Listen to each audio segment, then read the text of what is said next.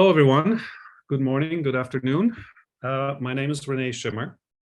I'm the product manager for HCL Connections, and I'm happy to have the next 20 minutes, and I hope I'll be on time. I should be able to get all the content in to talk about the HCL Connections roadmap and some other exciting announcement that I can actually make today.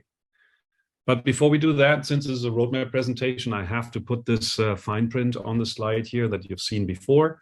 There you also see my email address. If you have questions, you can reach out to me. I'll be happy to answer any questions after, if there are any. But let's see what we have here. So this is the login screen that if you have used the preview environment for connections throughout the last, 6 months now that we have the preview up and running. You've seen the screen before. We recently changed the image because the code name for Connections 8 is Cedar. And if my biology class was right, this should be a red cedar. And this is of significance because in just a few hours, in about, I would say, probably 20 hours or so, we will actually put Connections Cedar up on FlexNet to download. So here we are officially announcing HCL Connections Cedar release. Come in any moment now. So tomorrow is the official general availability date, which means that after all this time, we worked on revamping the user experience and giving Connections a new look and feel. Taking us quite a long time. We have actually hit the release date. We are releasing on time tomorrow, available for download. So we will make announcements tomorrow. There will be a blog, there will be some social activity going on, and so forth. So very excited that we actually got to the point where we can hit the go button and make Connections 8, Connections Cedar available to our partners and customers. So that's the big announcement that we planned for Let's Connect here. Hope you're all rejoicing together with me here that we actually made this. And this here will be one version of the social tiles that we will be using. And I'm happy to hear that this actually clicked with all the messages that we heard before from Sue and Petra and from Richard. The focus on hybrid work, right? What I wanted to get across is, yeah, we're doing hybrid work, and Connections is uniquely qualified to help organizations to support you in your hybrid work environments, right? But it's not just about being enabled to do it. It's all about enjoying it, right? And that's kind of what I hope to express with this social tile here, with the image, with the line, enjoy hybrid work, be connected. That's what we're striving for with Connections 8, with a redesign, making it more enjoyable, making it brighter, making it more of a fun experience to work regardless of where you are. You might be lucky and sit on a lake with trees in front of you, but you might as well also be sitting in a dark hotel room. It doesn't matter. As long as the tools you're working with give you what you need, it should be an enjoyable experience. So that's Connections Cedar. I'll spend a little bit of time on recapping what is in Connections Cedar. If you've seen presentations on Connections 8, you'll recognize the points that I'm making here. We have slightly updated our presentation material, which is now in line with the new HCL Tech and HCL Software branding. But let's focus on what's in Connections 8. There are three main pillars or themes that make Connections 8, right? It's the reimagined user experience, it's the supercharged search, and it's what we call the ubiquitous sharing. So these are the three key elements, of which, of course, the reimagined user experience is the most pivotal one, because we went in and touched every single screen in Connections to make sure that the new navigation, the new UI, the new paradigm of how you actually switch between applications is fully functioning. And that's why it took us so long, right? There was a lot of work that had to be done behind the scenes to make it all click together. But the end result is a really great experience with a modernized navigation, with a central search on top. And by the way, this navigation and what's displayed in there and how it's displayed and the colors can easily be customized. And there's a session on that to show you how that's done. And then, of course, with updated second and third level navigations across the applications, we introduce more consistency across the apps within Connections. So that was our main goal, making sure that Connections is represented in a fresh new look and feel and with more consistency across the apps. And just as a reminder, we still have the preview environment up and running. And even though it's now no longer a preview, it will still remain up. So if you haven't used it yet, you can go there, and I don't have the link right now, but I'll paste it in the chat later, where you can still register if you want to kick the tires and take a look. So that will remain up. Okay, next is the supercharged search, as we call it. And the key here is really that we wanted to take a fresh look at how we guide a user through the process of thinking about, I need to find something, to then getting to the end result where the user actually finds that file, that community, that person that is relevant to what that user was thinking about. And it's this entire process of making sure the search field is always prominent, top center, right? We used to have just a little magnifying glass off to the right, and we found out in asking users and research that often users didn't see it. So now that shouldn't be a problem. And then, of course, as you start to interact with that field, it behaves and escalates, if you will, the search process. You click, you get recommendations right away of things that you've previously searched for, of content you've previously visited before you even start typing. When you start typing, it will then give you more concrete recommendations until you then finally execute the search. And then on the results screen that we see here, you have different ways now, better ways now to filter, to narrow down the search result or broaden the scope if you need to, thereby making it much, much easier and intuitive to actually find what you're looking for. And then lastly, we have what we call the ubiquitous sharing, which at the heart of it is really the motivation to get more people into Connections, if you will, right? If you're in Connections, you see something, you can simply take the link to that page and share it out either within Connections or, more importantly, to tools outside of Connections. So if you're in an environment where you also have Microsoft 365, you can share any page that you're looking at with a colleague via Teams. You can share what you're looking at with a colleague using SameTime, right? So that becomes really easy and therefore makes it more engaging and easier to pull people in to show others what you're looking at. All right, so this is a quick recap of what's in Connections 8. There's another element that we haven't really put on slides much previously, but we dedicated a whole session to it today that Andreas and I will give you a bit more detail on another element of what's coming with Connections Cedar, and that is the entitlement with every Connections Cedar license that you have in place to use HCL Leap to build applications within the context of Connections. So if you're thinking of enriching your communities with an app, for example, you have an HR community and you want to build an onboarding app, you can do that with Leap and then embed it in Connections, and it's all part of your Connections license. So that's one of the upcoming sessions today, where you'll actually see a demonstration on how that works. Okay, so now here's a quick overview. This is not just Connections 8 focus. This is a feature benefit summary of Connections overall that you will see on our updated marketing material that we will be publishing tomorrow. So there will be a new feature benefit guide. There will be a new 2-page flyer.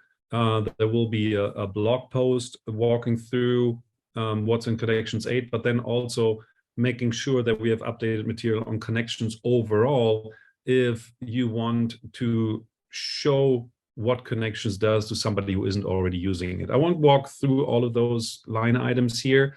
All of those should be familiar to you since you're pretty much all Connections users or familiar with it. So just as a quick reminder of why someone would use Connections and what the real benefits are. Now, this year I put in per special request. A business partner of ours told me when I used this slide a while ago when we came out with Connection 7 that this is one that he remembered and thought this was really a great way to present how Connections evolved over the various versions. The previous slide started with 5.5. I took this off because I ran out of vertical space. But you see, we're now starting with Connections 6 all the way through Connections 8, aka Cedar, in showing you in one glance all the things that we added over time. So you see that, just within those few releases, all the capability at a high level, there's more. These are just the big ticket items that we added to Connections. And I always love this view, right? It just shows there's progression and things that we're adding that bring key value to Connections to our customers. All right, with that, let's focus on what we are actually planning or discussing or looking at for future Connections releases. So we stay with the tree theme because like the other HCL products, we're switching to product names. And for Connections, I chose the idea of evergreen trees, right? Trees are just lovely things that exert a certain energy. And then that's something I think really applies to Connections. And the trees we picked here are Cedar for Connections 8 release, followed by Juniper, Sequoia, and Spruce, which is in alphabetical order. So it's always easier to understand, okay, which one was first, which one comes next, and so forth. The key thing here, though, is not so much the names of the releases. The key thing here is that we're increasing velocity.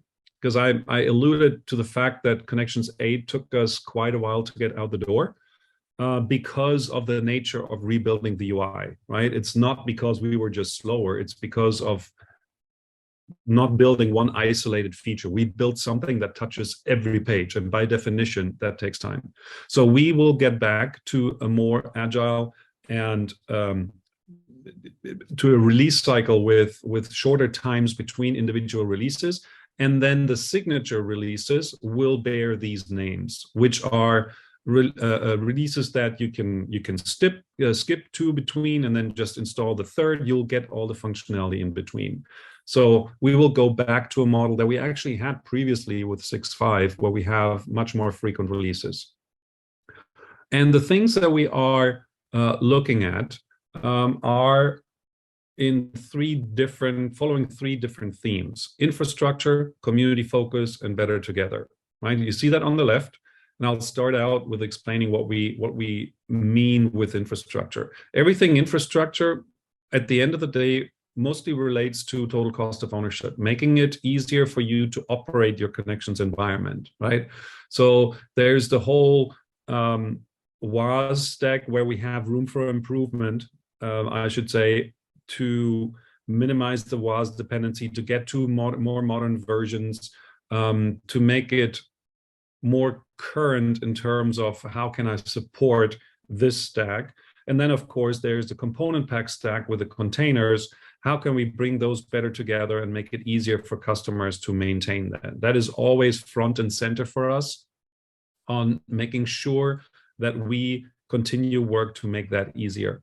Right, so simplified installation falls into that. And then a third topic that I want to mention that sort of fits into the infrastructure topic, somewhat loosely related, is our plan to bring in the data privacy toolkit into the core of Connections, meaning that if you purchase Connections, you will get the DPTK.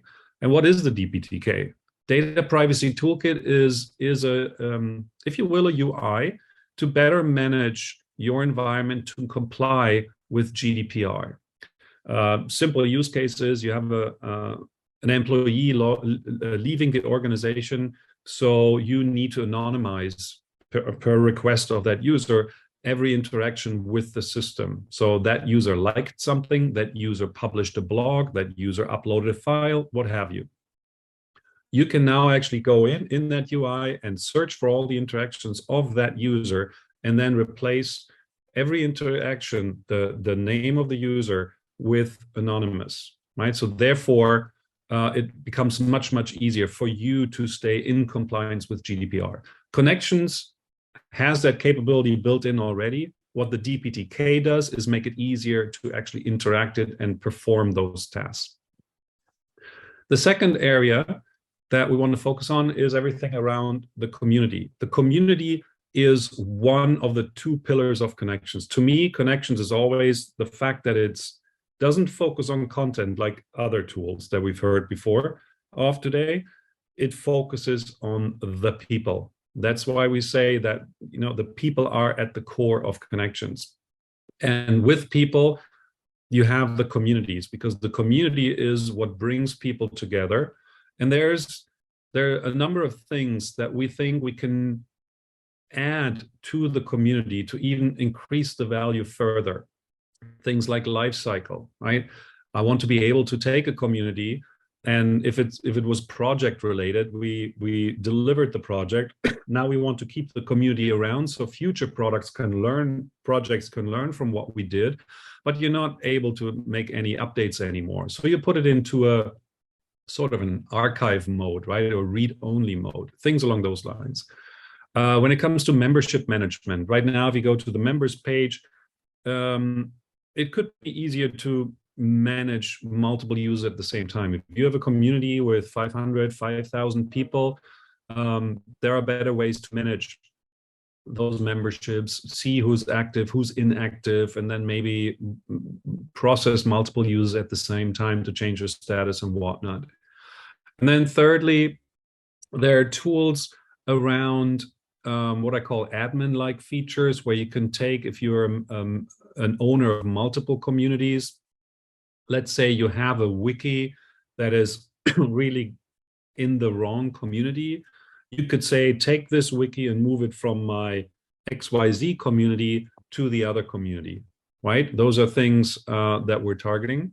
And then lastly, around wikis, we have something called QDocs, workflow for wikis, that we also want to bring into the product, which will allow you to add approval processes to wikis. We have customers, and we actually have a customer who uses this already to document their production processes, right? They manufacture things, and they use the wiki to document how the machines operate, what the cleaning procedures are for those machines, and so forth. All critical information to that business that need to be approved. So this is what Workflows for Wikis adds. So you can actually, before updating or publishing a page on a wiki, request that an approver takes a look at it and puts a stamp of approval on it. And then lastly, we talk about better together. This is everything around integration, right? Leap, we are already talking about. So with Connections 8, we will include the limited use license, limited in a way that when you use Leap, it has to be in conjunction with Leap, not limited in a way in what applications you can build. You can build whatever you want. As long as it's in combination with Connections, you can do whatever you want. But with probably CR1, we are adding 2 widgets that will allow you to make it easier for community owners to bring those apps into your highlights page, right? So look out for that. That's why it's on here. There's more work that we plan to do around Leap. We are working across teams here with digital experience in particular to further the integration between DX and Connections. So you can bring Connections community into a DX site, similar to what we've done previously, but now with currency, meaning that current versions are supported. And then thirdly, of course, around same time 12, we are planning to update the integration with Connections at the same time and add a couple of use cases to that. And then lastly, we released the Teams integration with 7. There are a number of things that we are looking at. New APIs have been released since, where we can leverage further steps around the Teams integration. And that was my last slide. And I see we're at 7:06 now, so right on time, minute over. So thank you all for listening to the short roadmap presentation. We will make updates to the roadmap. So in coming weeks, there will be more detail. I understand this is high level. We're not saying yet what's when, but this is what we're working on right now. And we will give more details out in the very near future. Very good. Thank you.